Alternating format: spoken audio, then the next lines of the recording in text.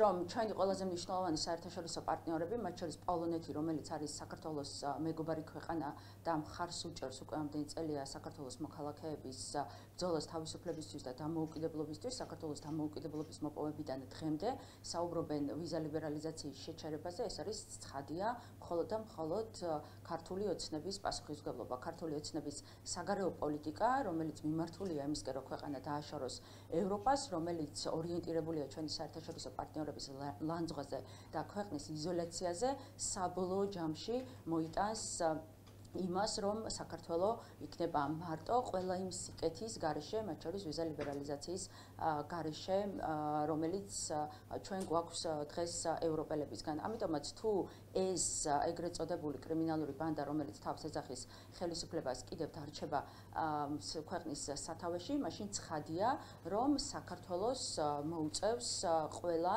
ამ პასუხისმგებლობის, ასე ვთქვათ, თავის თავზე აღება, რაც გულისხმობს მათ შორის ვიზა ლიბერალიზაციას და თან უნდა გვესმოდეს, რომ პოლონეთი არის ერთ-ერთი ყველაზე მნიშვნელოვანი ქვეყანა ევროკავშირში და მის მხრიდან ამ საკითხის ლობირება უკვე ნიშნავს იმას, რომ ამას შეიძლება სერიოზული სახე მიიღოს ევროკავშირის შიგნით და ამაზე იყოს მნიშვნელოვანი დისკუსია და ის რომ უკვე დისკუსია ამ საკითხზე ცხადი არის ძალიან ცუდი საქართველოს მოქალაქეების, მაგრამ პასუხისმგებლობა ამაზე ენიჭება ქართულ ოცნებას და ბიძინა ივანიშვილს. ჩვენ არაერთხელ გვითქვამს, რომ საქართველოს მოქალაქეებისთვის ვიზა ლიბერალიზაციის შეჩერება არ არის ის, რასაც ჩვენ ვემხრობით, ჩვენ თვლით, რომ სანქციები არის და სანქციები უნდა გაიზარდოს და გამკაცრდეს ქართული ოცნების წევრებზე და ლიდერებზე, ყველა იმ ადამიანზე, რომელიც რეჟიმს ეხმარება იმაში, რომ გადარჩეს, მაგრამ ჩვენ ასევე უნდა გვესმოდეს, რომ ამ გადაწყვეტილების მიღება არ იქნება დამოკიდებული ოპოზიციის, ასე ვთქვათ, პოზიციებზე და დამოკიდებული იქნება იმაზე, რამდენად გააგრძელებს საქართველოს ეგრეთ წოდებული ხელისუფლება იმ პოლიტიკას, რა პოლიტიკასაც ის ახლა ახორციელებს საგარეო კუთხით. იმიტომ რომ ჩვენ საერთაშორისო პარტნიორებს ამ შემთხვევაში არა მხოლოდ პოლონეთს, არამედ ევროპელებსაც და ამერიკელებს აქვთ კონკრეტული მოთხოვნა საქართველოს ხელისუფლებასთან. ეს არის თავისუფალი, სამართლიანი არჩევნები, ეს არის საქართველოს ევროპული კურსზე დაბრუნება და ეს არის რომ შეწყვიტოს ქართულმა ოცნებამ საქართველოს დემოკრატიული განვითარების საბოტაჟი. ამიტომაც სანამ ამას არ იზამს ქართული ოცნება და სანამ გააგრძელებს იმ ქმედებებს, რა ქმედებებსაც ახლა აკეთებს, საქართველოს მოქალაქეები ამ საფრთხის წინაშე იქნებიან მუდმივად. ბატონო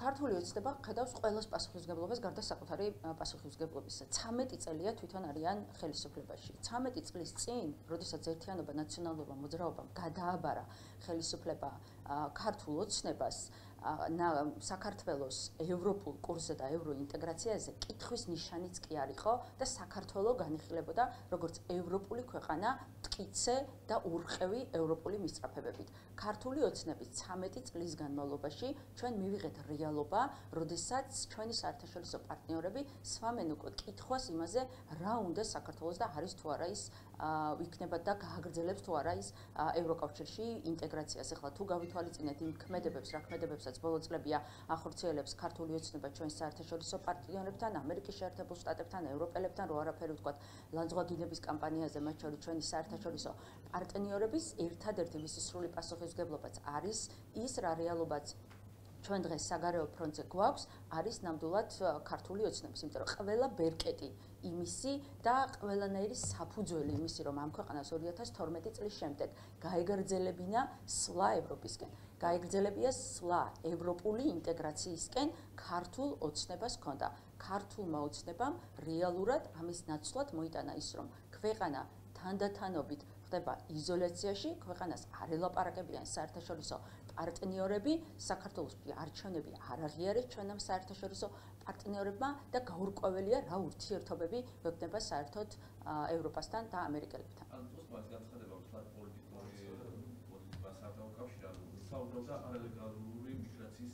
უსმინეთ ტროსკის განცხადება. რამდენად მისაღებია ეს განცხადება მიგრაციასთან დაკავშირებით შემცირდეს ევროპაში შეუწყდეს ქართველებს ვიზა ლიბერალიზაცია.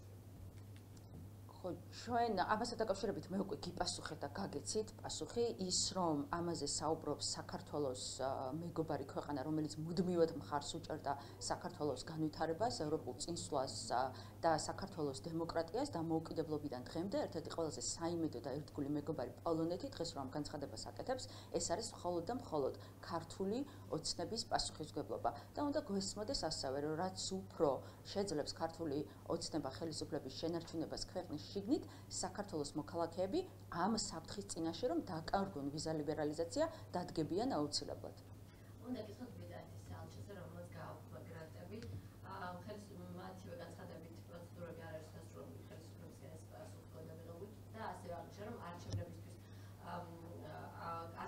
გამოყოფდა არჩევნების მხარდაჭერისთვის, თუმცა რეალურად ნახეთ რომ აგრეთვე ტაბუოს მხარდაჭერისთვის ასევე მომავლის აკადემიისთვის გიეჯეფაიძის რომელიც ამის დაფინანსებაზე მიდიოდა ეს გრანტები, რომ შეახასწავლა წელში რეალურად პოლიტიკური მიზნებისთვის გამოიყენებოდა. ბრიტანეთის საელჩოს არაერთი ძალიან მნიშვნელოვანი პროექტი განუხორციელებია ამ ქვეყანაში, ამ ქვეყნის დემოკრატიული განვითარებისთვის და არა მხოლოდ, მათ შორის ძალიან ბევრი ისეთ საკითხზე, რომელიც ასაცილებლად მნიშვნელოვანი იყო საქართველოს მოქალაქეებისთვის. ბრიტანეთის საელჩოს დაუფინანსებია მათ შორის ქართული ოცნების ლიდერების სასწავლო პროგრამებიც პროფესიული განვითარებისთვის და ასე შემდეგ. ამიტომაც ბრიტანეთის საელჩოს მხოლოდ მადლობა ეთქმის იმისთვის, რასაც ის აკეთებს საქართველოს განვითარებისთვის მთელი ამ წლების განმავლობაში, მაგრამ ქართული ოცნების ეს გადაწყვეტილება, რომელიც მათ მიიღო კონკრეტულად გრანტებთან დაკავშირებით, კიდევ ერთხელ ნათლად მიუთითებს იმას, საიდკენ მიდის და რა გეზი აქვს აღებული რეჟიმს. და რეჟიმის გეზი არის ის და სწორედ ამიტომაც მიიღეს რუსული კანონი, რომ მათ არ ჭირდებათ განსხვავებული და კრიტიკული აზრი არსად. მათ ჭირდებათ მხოლოდ ისეთი არასამთავრობო ორგანიზაციები დაახლოებით როგორიც ახლა ყავთ პოლიტიკური პარტიის სახით პარლამენტში ხალხის ძალა, რომლებიც იზამენ და იტყვიან იმას, რაც მოუნდება რეჟიმს. ამიტომაც რუსული კანონის შედეგი არის ის გადაწყვეტილება რა გადაწყვეტილებაც ქართულ ოცნებამ ამ კონკრეტულ გრანტთან დაკავშირებით მიიღო და ეს პოლიტიკა ქართული ოცნების გაგრძელდება ცხადია, იმიტომ რომ ვიმეორებ რუსული კანონის მიღების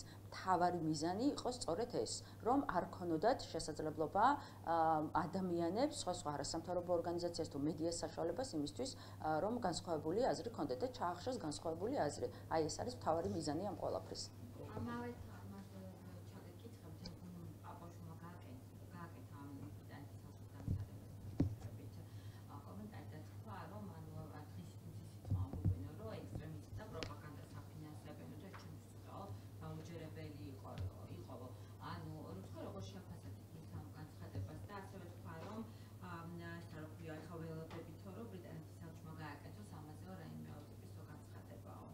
გავაკეთე უკვე ამასთან დაკავშირებით კომენტარი და იგივე შემიძლია თქვა პაპუაშვილს, როდესაც ქართული ოცნების ლიდერების პროფესიულ განვითარებას უწყობდა ხელს ბრიტანეთის საელჩო, მაშინაც ეს დამოკიდებულება იქნებოდა და ქონდა პაპუაშვილს არაერთი მსგავსი პროექტი განუხორციელებია ბრიტანეთის საელჩოს ქართულ ოცნებასთან ერთად, რომელიც ეხებოდა მათ პროფესიულ განვითარებას და ამ ქვეყნის დემოკრატიულ განვითარებას. ხა ცხადი არის პაპუაშვილის განცხადება, რომელიც ერთ-ერთ ყველაზე ოდიოზურ ფიგურად იქცა ქართულ ოცნებაში და პარლამენტის თავმჯდომარეობის ხათრით ამართლებს ყველაფერი იმას, რასაც ახლა ის ამართლებს, ხო? რეალურად ქართული ოცნების მიზანი, ვიმეორებ ამ ყველაფერში არის ერთადერთი რამე, მოკლას განსხვავებული აზრი ამ ქვეყანაში, მოკლას თავისუფალი მედია, მოკლას ყველა კრიტიკული გამოვლინება ამ ქვეყანაში საქართველოს მოქალაქეების და მოკლას ყველა არასამთავრობო ორგანიზაცია, რომელსაც ექნება განსხვავებული პოზიცია და რომელიც არ დაეთანხმება რეჟიმს.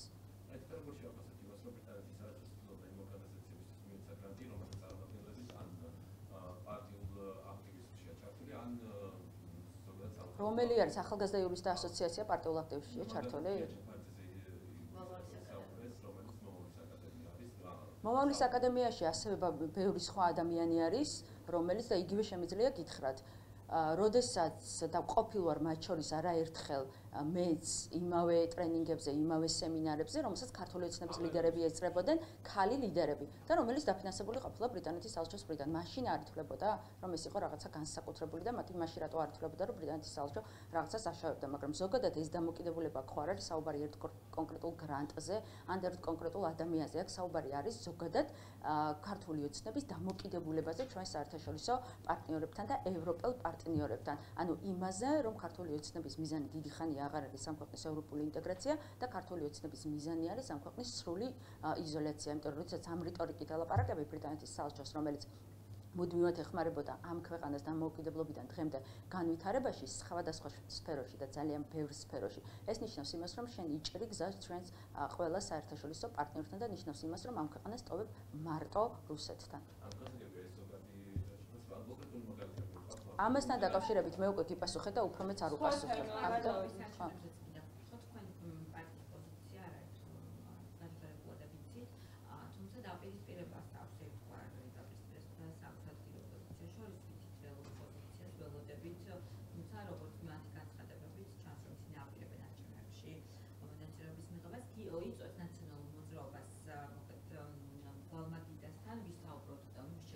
გვალი მაგიდა რომელია? ანუ ამ წინააღმდეგობის პლატფორმას გულისხმობთ? იმიტომ რომ გუშინ განცხადება გაკეთა და მაინტერესებს კონკრეტულად რომელზე ამბობთ. ზოგადად არჩევნების თემაზე რომ ანუ ვიმსჯელოთ რომ ამდენად მნიშვნელოვანი იქნებაო არჩევნებში მონაწილეობა. არა, ესეთი რაღაცა ჩვენ არ მოგვისმენია ლელოსგან, ჩვენ არა ვუსმინეთ თქვენ თუ იმას საუბრობთ რომ გამოვიდა სალომე ზურაბიშვილისგან და რა განცხადება გააკეთა. ერთი წუთით უკაცრავად. ლელოს პარტიის წარმომადგენელზე და ხაზარაძეზე გეუბნებით. ხაზარაძეს გაკეთებულ განცხადებაზე და ეს თქვენ გულისხმობთ სავარაუდოდ იმ განცხადებას, როდესაც გამოვიდა სალომე ზურაბიშვილიდან იმაზე რა ქვია შეხვედრაზე დადგა და ისაუბრა. ამ განცხადებას გულისხმობთ. სხვა განცხადება გუშინი ხაზარაძეს არ ყოფილა, მაგიტო ვიძახით. ხო, გავიგე, მაგრამ სხვა გასაგებია გიპასუხებთ, ხო?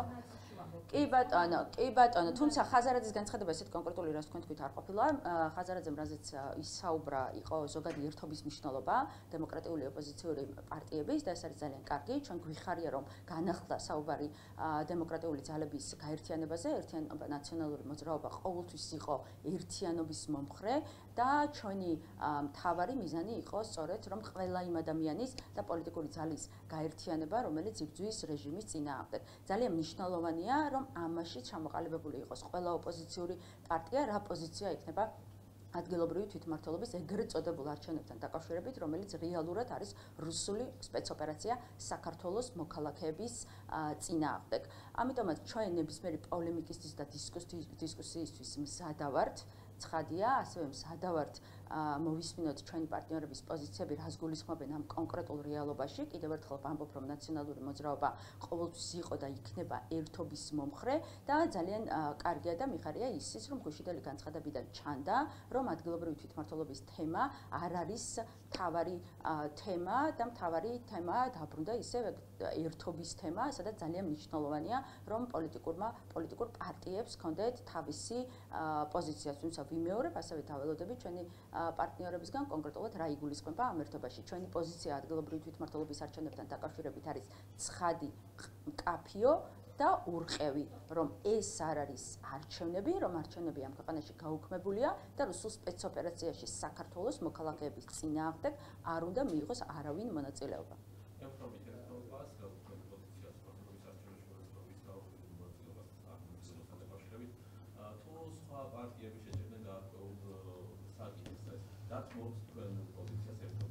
ჩვენი პოზიცია არის მყარი და მკაფიო ადგილობრივი თვითმმართველობის არჩევნებთან დაკავშირებით, რომ ეს არის სპეცოპერაცია და ნებისმიერმა პარტიამ თუ ის თავს თვლის ოპოზიციად, მაშინ უნდა იცოდეს, რომ მისი ეს გადაწყვეტილება იქნება მძიმე მისსავე ამომრჩეველთან და ყველა იმ ადამიანთან, საქართველოს მოქალაქესთან, რომელიც იბრძვის ამ ქვეყნის თავისუფლებისთვის და ამ ქვეყნის ევროპული მომავლისთვის. ეს არის ჩვენი პოზიცია ამასთან დაკავშირებით და იმედი მაქვს, რომ ეს არ იქნება მთავარი დაპირისპირების თემა ოპოზიციურ პარტიებს შორის. ამ თემაზე საუბარი უნდა დაიხუროს რაც შეიძლება მალე და ამ თემაზე საუბარი უნდა შეწყდეს ბოიკოტის სასარგებლოდ, იმიტომ რომ არანაირი არჩევნები ამ ქვეყანაში არ არსებობს.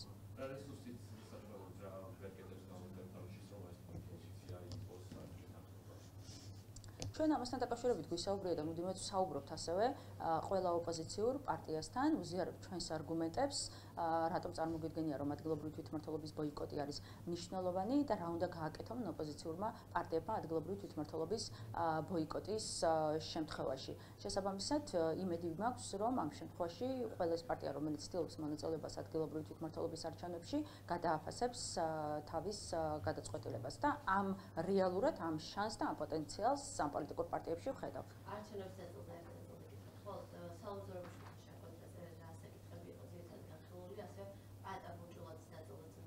სალომე ზურაბაშვილთან შეხვედრაზე ჩვენ არ ვიყავით წარმოდგენილი. თქვენ თუ გაქვთ ინფორმაცია? არა, ჩვენ როგორ ვილაპარაკებთ იმაზე, რაშიც არ ვიყავით რეალურად, ხო? ზოგადად რომ შეფასთავი მაგას პატა ბურჯულაძის განცხადებით მოვისმენთ, რომელიც ნოემბერში აღნიშნავს სამშობლოში მონაწილეობას. არ ვიცი ამასთან დაკავშირებით მე ვიპასუხებთ, იმიტომ რომ ოქტომბერში რა სურათს ნახავს ოპოზიციის მხრიდან საზოგადოება ეს რომ გითხრათ. მე ვისურვებდი, რომ ეს იყოს სრული ბოიკოტი.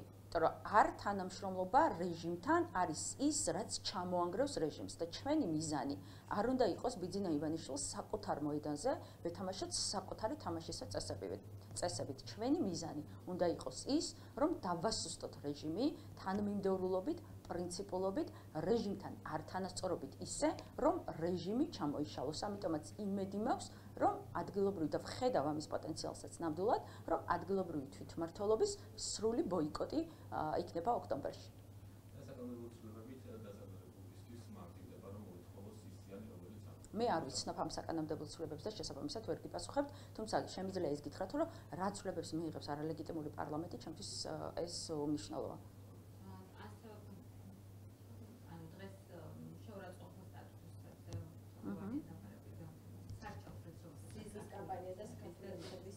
არა, როგორ სარჩელზე მეკითხებით ის რო მონის დაძახებაზე და მათ შორის. კი, დღეს რუსეთის სამართლი. ხო, კი, ვიცი, უბრალოდ ხო, ვერ მიხდი, კი. ეს იქნებოდა სასაცილო რეალურად ტრაგიკული რო არ იყოს და ნათლად უჩვენებს იმას, რომ ქართულ ოცნებას აკომპლექსებს იმის დაძახება, რასაც რეალურად იმსახურებს. სერიოზულად ამ საკითხზე რო ვისაუბროთ, მთელი ეს გადაწყვეტილება და ეს სარჩელები ხარ, რომელიც ჟურნალისტების, საქართველოს მოქალაქეების წინააღმდეგ შეიტანეს ეგრეთ წოდებულმა საქართველოს პარლამენტის წევრებმა, მთლიანად არის არაკონსტიტუციური, რადგან მთლიანად წინააღმდეგება გამოხატვის თავისუფლებას. და უნდა იცოდეს ქართულმა ოცნებამ, რომ რაც უფრო მეც აკრძალავს, მით უფრო მეტ წინააღმდეგობას მიიღებს, მით უფრო მეტი ადამიანი დაუძახებს მონას და უფრო მეტიც. რამდენ ადამიანსაც არ უნდა შეუტანოს სასამართლოში. საქართველოს ისტორია დაარქმევს მათ ზუსტად ამ სახელს, რუსული რეჟიმის მონებს, რომლებიც ამ ქვეყანას აკარგებენ განვითარების, ევროპული და დემოკრატიული განვითარების შესაძლებლობას. პასუხი ამაზე ყველასგან უნდა იყოს ერთი.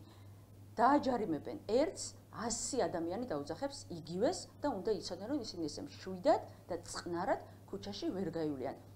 ყველგან მიიღებენ იმას გულისხმობ ამ შემთხვევაში მონის დაძახებას, რასაც ისინი იმსახურებენ და ყველაზე დიდი სასჯელი მათთვის რეალურად იქნება ის, რომ საქართველოს ისტორიაში აფასებს მათ ზუსტად ესე და საქართველოს ისტორია დაარქმევს მათ რუსული საოკუპაციო რეჟიმის წარმომადგენლებს საქართველოში და რუსული რეჟიმის მსახურებს.